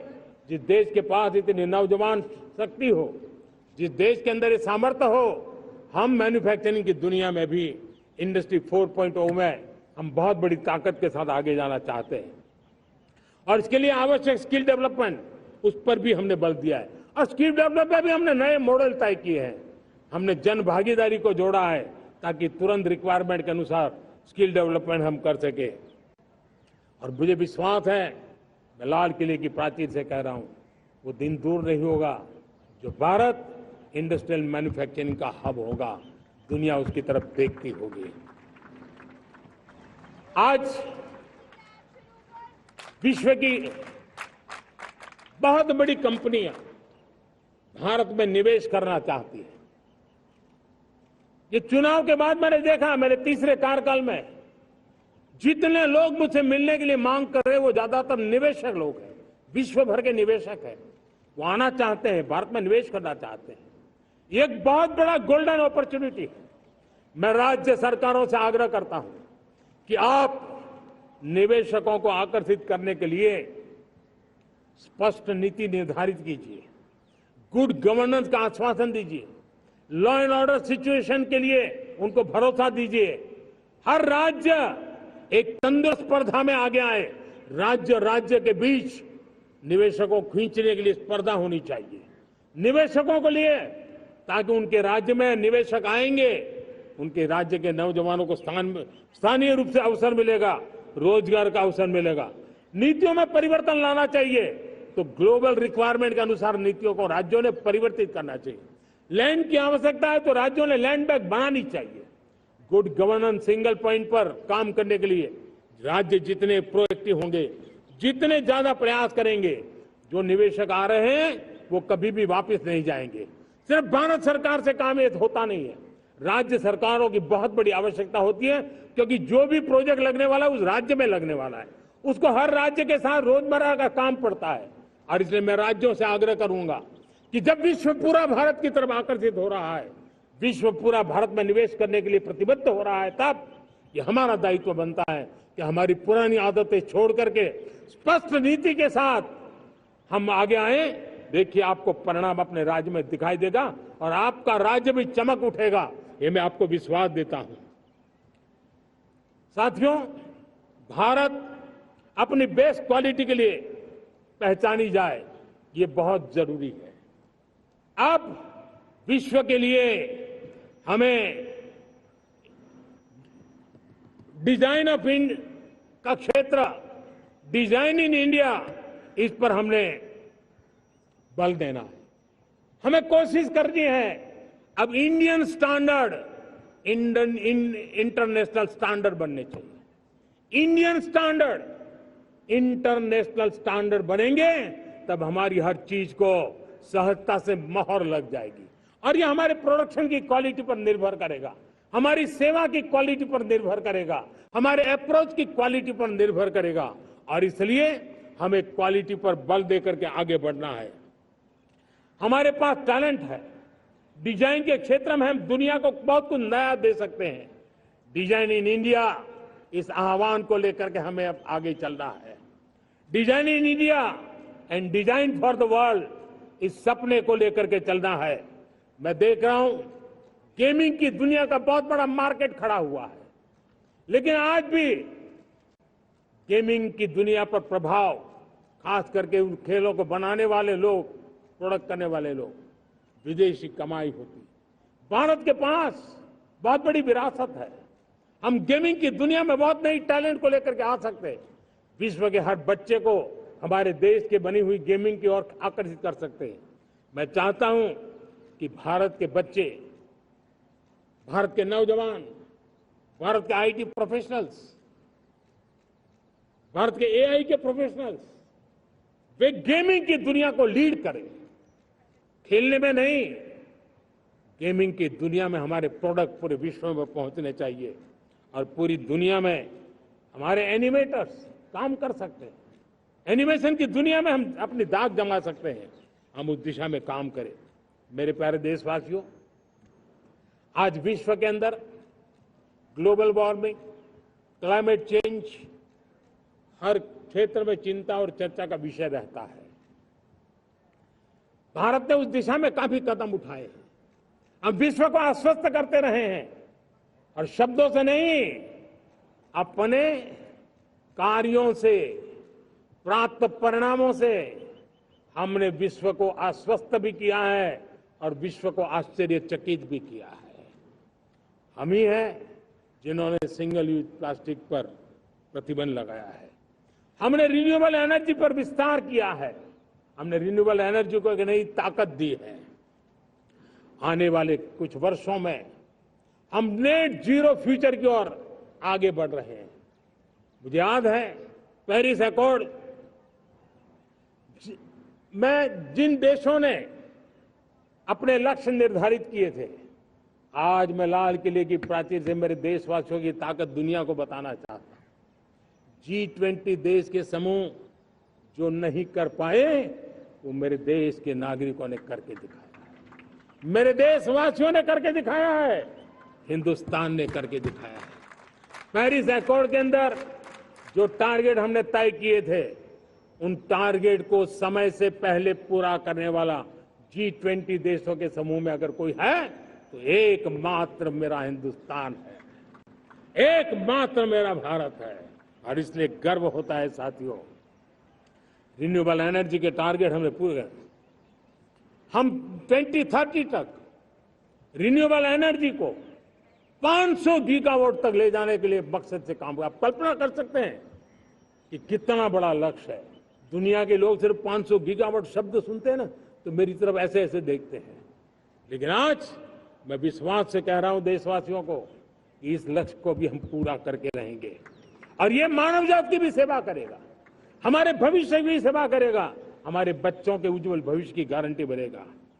हमने 2030 तक हमारी रेलवे को नेट जीरो एमिशन का लक्ष्य लेकर के हम चल रहे हैं। साथियों, पीएम सूर्य घर मुफ्त बिजली योजना उसको एक नई ताकत देने वाली है और ये बदलाव का फल मेरे देश के सामान्य परिवार को मिला, विशेष करके मेरे मध्यम वर्ग को मिलेगा जब उसका बिजली का बिल मुफ्त हो जाएगा। इलेक्ट्रिक व्हीकल, उसकी मांग बढ़ती जा रही है। जब पीएम सूर्य घर योजना से वो बिजली उत्पादन करता है सूर्य से, तो उसका व्हीकल का प्रवास का खर्चा भी वो कम कर सकता है। साथियों, हम ग्रीन हाइड्रोजन मिशन लेकर के एक ग्लोबल हब बनना चाहते हैं। बहुत तेजी से नीतियां बनाई गई है, बहुत तेजी से उसका इंप्लीमेंटेशन का काम हो रहा है और भारत ग्रीन हाइड्रोजन एक न्यू एनर्जी की दिशा में हम जाना चाहते हैं। और ये सारे जो प्रयास चल रहे हैं, क्लाइमेट की चिंता तो है ही है, ग्लोबल वार्मिंग की चिंता है, लेकिन इसके अंदर ग्रीन जॉब्स की बहुत बड़ी संभावना है। और इसलिए आने वाले कालखंड में ग्रीन जॉब्स का महत्व बढ़ता है, तो उसको सबसे पहले कैप्चर करने के लिए, मेरे देश के नौजवानों को अवसर देने के लिए और ग्रीन जॉब के लिए एक बहुत बड़ा क्षेत्र को बढ़ावा दे रहे हैं। मेरे प्यारे देशवासियों, आज हमारे साथ इस तिरंगे झंडे के नीचे वो नौजवान बैठे हैं जिन्होंने ओलंपिक की दुनिया में भारत का परचम लहराया। मैं मेरे देश के सभी एथलीट्स को, मेरे देश के सभी खिलाड़ियों को 140 करोड़ देशवासियों की तरफ से बधाई देता हूं और हम नए सपने, नए संकल्प, अत्यंतिक पुरुषार्थ के साथ नए लक्ष्यों को हासिल करने के लिए आगे बढ़ेंगे, ऐसा मैं विश्वास के साथ उनको शुभकामनाएं भी देता हूं। आने वाले कुछ दिनों में भारत के एक बहुत बड़ा दस्ता पैरालंपिक के लिए पेरिस जाने के लिए रवाना होगा। मैं मेरे सभी पैरालंपिक खिलाड़ियों को भी हृदय से बहुत बहुत शुभकामनाएं देता हूं। साथियों, भारत ने G20 को ऑर्गेनाइज किया, हिंदुस्तान के अनेक शहरों में ऑर्गेनाइज किया, 200 से ज्यादा इवेंट किए। पूरे विश्व में G20 का इतना बड़ा व्याप, इतना बड़ा कार्यक्रम कभी नहीं हुआ, इस बार हुआ। इसने एक बात सिद्ध कर दी है कि भारत में बड़े से बड़े काम, कार्यक्रम ऑर्गेनाइज करने की ताकत है। भारत को किसी कोई भी हॉस्पिटैलिटी का सामर्थ्य भारत में सबसे ज्यादा है। अगर ये सिद्ध हो चुका है तो साथियों, हिंदुस्तान का सपना है कि 2036 में जो ओलंपिक होगा वो मेरे हिंदुस्तान की धरती पर हो। इसके लिए हम तैयारी कर रहे हैं, उसके लिए हम आगे बढ़ेंगे। साथियों, समाज के आखिरी तबके के जो लोग हैं, ये हमारा सामाजिक दायित्व है। अगर कोई पीछे रह जाते हैं तो हमारी आगे बढ़ने की गति कम कर देता है, और इसलिए हम आगे बढ़ना चाहते हैं तो भी सफलता तब मिलती है पीछे वाले को भी साथ साथ आगे ले आए। और इसलिए हम सबका दायित्व बनता है कि हमारे समाज में आज भी जो क्षेत्र पीछे रह गए हैं, जो समाज पीछे रह गए हैं, जो लोग पीछे रह गए हो, हमारे छोटे छोटे किसान हो, हमारे जंगलों में रहने वाले मेरे आदिवासी भाई बहन हो, हमारी माताएं बहनें हो, हमारे मजदूर हो, हमारे श्रमिक साथी हो, हमारे कामगार लोग हो, इन सबको हमें बराबरी में लाने के लिए, हमारे बराबर लाने के लिए भरपूर प्रयास करना है। लेकिन अब गति पकड़ गई है, अब लंबे दिन तक हमें वो करना नहीं पड़ेगा। बहुत जल्द वो हमारे पास पहुंच जाएंगे, हमारी बराबरी में आ जाएंगे, हमारी ताकत बहुत बढ़ जाएगी और बड़ी संवेदना के साथ हमें इस काम को करना है। और इसके लिए एक बहुत बड़ा अवसर आ रहा है। मैं मानता हूं संवेदनशीलता की दृष्टि से इससे बड़ा अवसर क्या हो सकता है। हमें पता है 1857 के स्वतंत्र संग्राम के पहले भी अंग्रेजों के नाक को दम करने वाला हमारा देश का एक आदिवासी युवक था। 20-22 साल की उम्र में उसने अंग्रेजों के नाक को दम ला दिया था, जिसको आज भगवान बिरसा मुंडा के रूप में लोग पूजा करते हैं। भगवान बिरसा मुंडा की 150वीं जयंती आ रही है। ये हम सबके लिए प्रेरणा का कारण बने। समाज के प्रति छोटा सा छोटा व्यक्ति भी देश के लिए कैसी जज्बात रखता है, उससे बड़ी प्रेरणा भगवान बिरसा मुंडा से अधिक कौन हो सकता है। आइए हम भगवान बिरसा मुंडा की 150वीं जयंती जब मनाएं, संवेदनशीलता का हमारा व्याप बढ़े, समाज के प्रति हमारा ममभाव बने। हम समाज के हर व्यक्ति को, गरीबों को, दलित को, पिछड़ों को, आदिवासियों को, हर एक को हम अपने साथ लेकर के चले। इस संकल्प को लेकर के चलना है। मेरे प्यारे देशवासियों, हम संकल्प के साथ तो बढ़ तो रहे हैं, बहुत आगे बढ़ रहे हैं, लेकिन ये भी सच है कि कुछ लोग होते हैं जो प्रगति देख नहीं सकते। कुछ लोग होते हैं जो भारत का भला सोच नहीं सकते हैं। जब तक खुद का भला न हो तब तक उनको किसी का भला अच्छा नहीं लगता है। ऐसी विकृत मानसिकता से भरे हुए लोगों की कमी नहीं होती है। देश को ऐसे लोगों से बचना होगा। वे निराशा की गर्त में डूबे हुए लोग हैं। ऐसे मुट्ठी भर निराशा की गर्त में डूबे हुए लोग, जब उनके गोद में विकृति पलती है तब वो विनाश का कारण बन जाती है, सर्वनाश का कारण बन जाती है, एनार्की का मार्ग ले लेती है, और तब देश को इतनी बड़ी हानि हो जाती है जिसकी भरपाई करने में हमें नए सिरे से मेहनत करनी पड़ती है। इसलिए ऐसे जो छुटपुट निराशावादी तत्व होते हैं, वो सिर्फ निराशा इतना नहीं है, उनकी गोद में विकृति पल रही है। ये विकृति विनाश के, सर्वनाश के सपने देख रही है, ताने बाने जोड़ने की प्रयासों में लगी हुई है। देश को इसे समझना होगा। लेकिन मैं देशवासियों को कहना चाहता हूं कि हम हमारी नेक नीयत से, हमारी ईमानदारी से, राष्ट्र के प्रति हमारे समर्पण से हम सारी परिस्थितियों के बावजूद भी विपरीत मार्ग पर जाने वालों के लिए भी, उनके भी दिल जीत करके हम देश को आगे बढ़ने के हमारे संकल्प में कभी भी पीछे नहीं हटेंगे, ये मैं विश्वास दिला चाहता हूं। साथियों, चुनौतियां हैं, अनगिनत चुनौतियां हैं। चुनौतियां भीतर भी है, चुनौतियां बाहर भी है। और जैसे जैसे हम ताकतवर बनेंगे, जैसे जैसे हमारा तवज्जो बढ़ेगा, तो चुनौतियां भी बढ़ने वाली है। बाहर की चुनौतियां और बढ़ने वाली है, और मुझे उसका भली भांति अंदाज है। लेकिन मैं ऐसी शक्तियों को कहना चाहता हूं, भारत का विकास किसी के लिए संकट लेकर के नहीं आता। हम विश्व में समृद्ध थे, तब भी हमने कभी दुनिया को युद्ध में नहीं झोंका है। हम बुद्ध का देश है, युद्ध हमारी राह नहीं है। और इसलिए विश्व चिंतित न हो भारत के आगे बढ़ने से। मैं विश्व समुदाय को विश्वास दिलाता हूं कि आप भारत के संस्कारों को समझिए, भारत के हजारों साल के इतिहास को समझिए। आप हमें संकट मत मानिए, आप उन तरकीबों से न जुड़िए जिसके कारण पूरी मानव जात का कल्याण करने का सामर्थ्य जिस भूमि में है, उस भूमि को ज्यादा मेहनत करनी पड़े। लेकिन फिर भी मैं देशवासियों को कहना चाहता हूं, चुनौतियां कितनी ही क्यों ना हो, चुनौती को चुनौती देना ये हिंदुस्तान की फितरत में है। न हम डिगेंगे, न हम थकेंगे, न हम रुकेंगे, न हम झुकेंगे।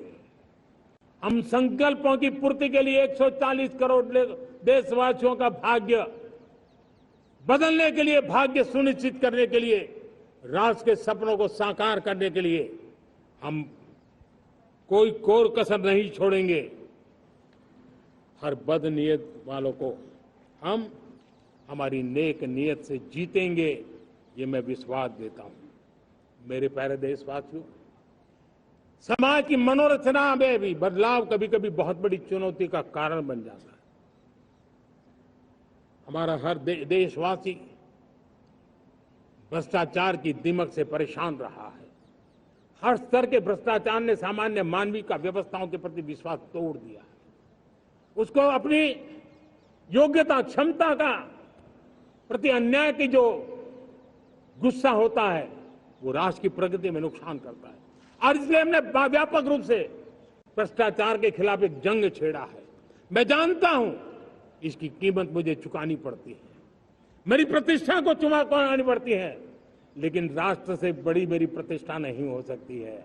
राष्ट्र के सपनों से बड़ा मेरा सपना नहीं हो सकता। और इसलिए ईमानदारी के साथ भ्रष्टाचार के खिलाफ मेरी लड़ाई जारी रहेगी, तीव्र गति से जारी रहेगी, और भ्रष्टाचारियों पर कार्रवाई जरूर होगी। मैं भ्रष्टाचारियों के लिए भय का वातावरण पैदा करना चाहता हूं, ताकि देश के सामान्य नागरिक को लूटने की जो परंपरा बनी है, उस परंपरा को मुझे रोकना है।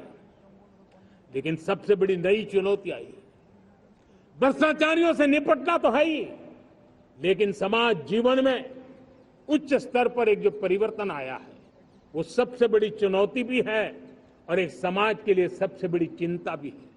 क्या कोई कल्पना कर सकता है कि मेरे ही देश में इतना महान संविधान हमारे पास होने के बावजूद भी कुछ ऐसे लोग निकल रहे हैं जो भ्रष्टाचार का महिमा मंडन कर रहे हैं, खुलेआम भ्रष्टाचार का जय जयकार कर रहे हैं। समाज में इस प्रकार के बीज बोने का जो प्रयास हो रहा है, भ्रष्टाचार का जो महिमा मंडन हो रहा है, भ्रष्टाचारियों की स्वीकार्यता बढ़ाने का जो निरंतर प्रयास चल रहा है, वो स्वस्थ समाज के लिए बहुत बड़ी चुनौती बन गया है, बहुत बड़ी चिंता का विषय बन गया है। भ्रष्टाचारियों के प्रति समाज में दूरी बनाए रखने से ही किसी भी भ्रष्टाचारी को उस रास्ते पर जाने से डर लगेगा। अगर उसका महिमा मंडन होगा तो जो आज भ्रष्टाचार नहीं करता है उसको भी लगता है कि ये तो समाज में प्रतिष्ठा का रंग बन जाता है, उस रास्ते में जाने में बुरा नहीं है। मेरे प्यारे देशवासियों, बांग्लादेश में जो कुछ भी हुआ है उसको लेकर पड़ोसी देश के नाते चिंता होना, मैं इसको समझ सकता हूं। मैं आशा करता हूं कि वहां पर हालात जल्द ही सामान्य होंगे। खास करके 140 करोड़ देशवासियों की चिंता कि वहां हिंदू, वहां के अल्पसंख्यक, उस समुदाय की सुरक्षा सुनिश्चित हो। भारत हमेशा चाहता है कि हमारे पड़ोसी देश सुख और शांति के मार्ग पर चले।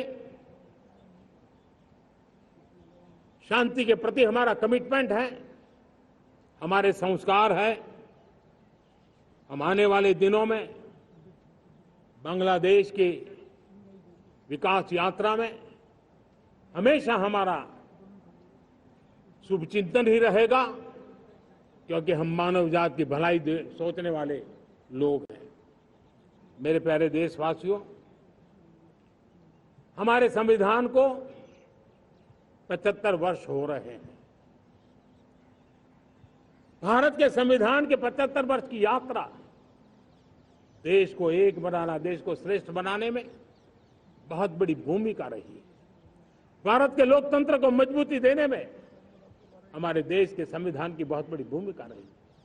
हमारे देश के दलित, पीड़ित, शोषित, वंचित को सुरक्षा देने का बहुत बड़ा काम हमारे संविधान ने किया है।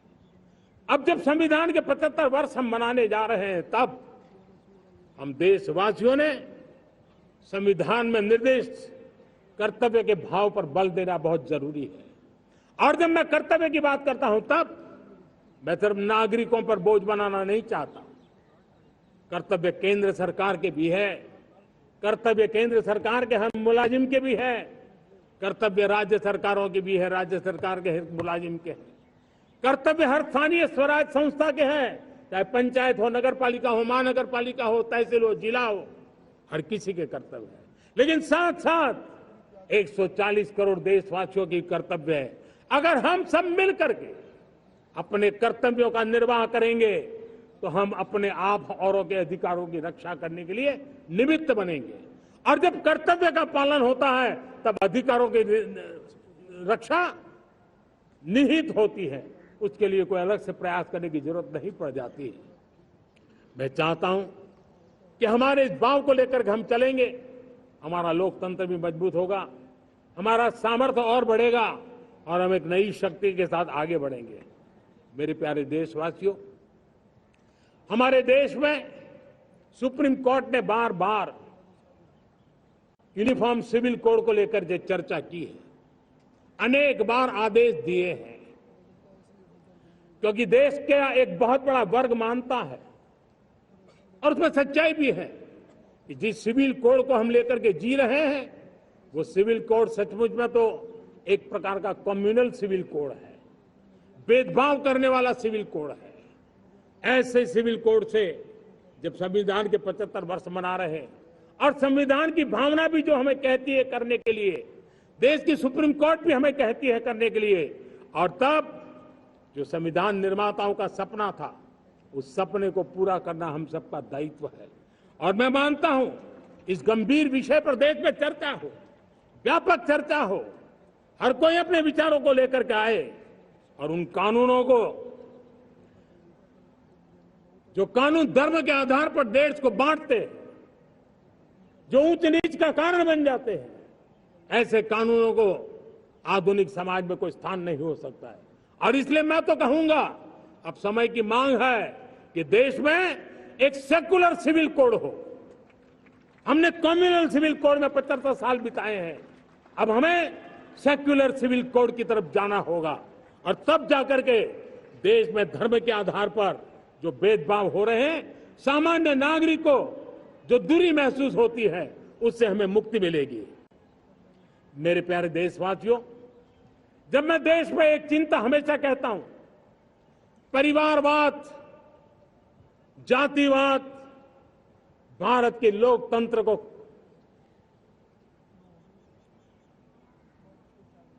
बहुत नुकसान कर रहा है। देश को, लोक राजनीति को हमें परिवारवाद और जातिवाद से मुक्ति दिलानी होगी। आज मैं देख रहा हूं मेरे सामने जो नौजवान है, उसमें लिखा हुआ है माय भारत, जिस संगठन का नाम है उसकी चर्चा लिखी है, यहां बहुत बढ़िया तरीके से लिखा हुआ है। माय भारत के अनेक मिशन है। एक मिशन ये भी है कि हम जल्द से जल्द देश में राजनीतिक जीवन में जनप्रतिनिधि के रूप में 1 लाख ऐसे नौजवानों को आगे लाना चाहते हैं। शुरुआत में 1 लाख नौजवानों को आगे लाना चाहते हैं, जिनके परिवार में किसी का भी कोई राजनीतिक बैकग्राउंड न हो, जिसके माता पिता भाई बहन चाचा मामा मामी कभी भी राजनीति में नहीं रहे, किसी भी पीढ़ी में नहीं रहे, ऐसे होनहार नौजवानों को फ्रेश ब्लड 1 लाख, चाहे वो पंचायत में आए, चाहे नगर पालिका में आए, चाहे जिला परिषदों में आए, चाहे विधानसभा में आए, लोकसभा में आए, 1 लाख नए नौजवान, कोई भी प्रकार का पूर्व का राजनीतिक इतिहास उनके परिवार का ना हो, ऐसे फ्रेश लोग राजनीति में आए ताकि जातिवाद से मुक्ति मिले, परिवारवाद से मुक्ति मिले, लोकतंत्र को समृद्धि मिले। और जरूरी नहीं है कि एक दल में जाए, उनको जो पसंद हो दल में जाए, उस दल में जाकर के वो जनप्रतिनिधि बनकर के आगे आए। देश तय करके चले कि आने वाले दिनों में 1 लाख ऐसे नौजवान जो परिवार राजनीति से दूर दूर का संबंध नहीं है, ऐसे फ्रेश ब्लड आएंगे तो सोच भी नहीं आएगी, सामर्थ्य भी नहीं आएगा, लोकतंत्र समृद्ध होगा। और इसलिए हमें इस दिशा में आगे होना है। और मैं चाहूंगा कि देश ने बार बार चुनाव इस देश की प्रगति में रुकावट बन रहे हैं, गतिरोध पैदा कर रहे हैं। आज कोई भी योजना को चुनाव के साथ जोड़ देना आसान हो गया है, क्योंकि हर 3 महीने 6 महीने कहीं न कहीं चुनाव चल रहा है। कोई भी योजना जाहिर करोगे आप तो मीडिया में देखेंगे, चुनाव आया तो फलाना हो गया, चुनाव आया तो फलाना हो गया। हर काम को चुनाव के रंग से रंग दिया गया है। और इसलिए देश में व्यापक चर्चा हुई है, सभी राजनीतिक दलों ने अपने विचार रखे हैं। एक कमेटी ने बहुत बढ़िया अपना रिपोर्ट तैयार किया है। 1 नेशन 1 इलेक्शन के लिए देश को आगे आना होगा। मैं लाल किले से तिरंगे की साक्षी में देश के राजनीतिक दलों से आग्रह करता हूं, देश के संविधान को समझने वाले लोगों से आग्रह करता हूं कि भारत की प्रगति के लिए, भारत के संसाधनों का सर्वाधिक उपयोग जन सामान्य के लिए हो, उसके लिए 1 नेशन 1 इलेक्शन के सपने को साकार करने के लिए हमें आगे आना चाहिए। मेरे प्यारे देशवासियों, भारत का स्वर्णिम कालखंड है। 2047 विकसित भारत, ये हमारी प्रतीक्षा कर रहा है। बाधाएं, रुकावटें, चुनौतियां, उसको परास्त करके एक दृढ़ संकल्प के साथ ये देश चलने के लिए प्रतिबद्ध है।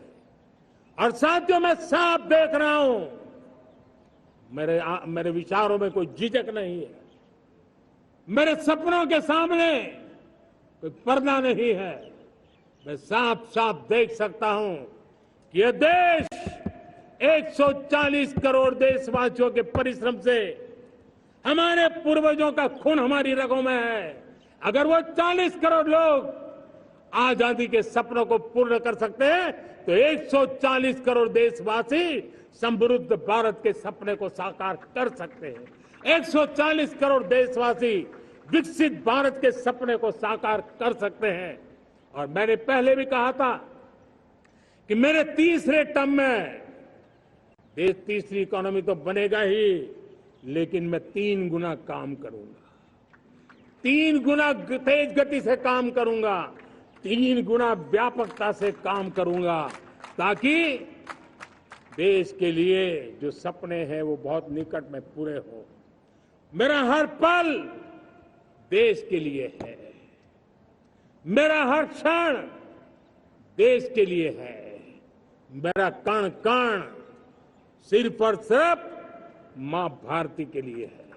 और इसलिए 24/7 और 2047 इस प्रतिबद्धता के साथ आइए, मैं देशवासियों का आह्वान करता हूं।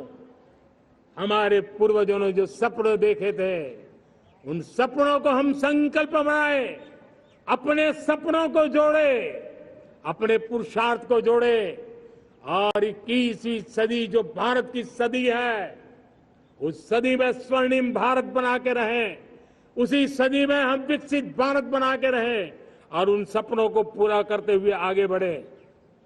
और स्वतंत्र भारत 75 साल की यात्रा के बाद एक नए मुकाम पर बढ़ रहा है, तब हम कोई कोर कसर न छोड़े। और मैं आपको विश्वास दिलाता हूं, आपने मुझे जो दायित्व दिया है, मैं कोई कोर कसर नहीं छोड़ूंगा। मैं मेहनत में कभी पीछे नहीं रहूंगा, मैं साहस में कभी कतराता नहीं हूं, मैं चुनौतियों से कभी टकराते से डरता नहीं हूं। क्यों? क्योंकि मैं आपके लिए जीता हूं, मैं आपके भविष्य के लिए जीता हूं, मैं आप भारत माता के उज्जवल भविष्य के लिए जी रहा हूं। और उस सपनों को पूरा करने के लिए आज राष्ट्र ध्वज के छाया में, तिरंगे की छाया में दृढ़ संकल्प के साथ हम आगे बढ़े। इसी के साथ मेरे साथ बोलिए, भारत माता की, भारत माता की, भारत माता की, वंदे वंदे वंदे वंदे। जय हिंद, जय हिंद।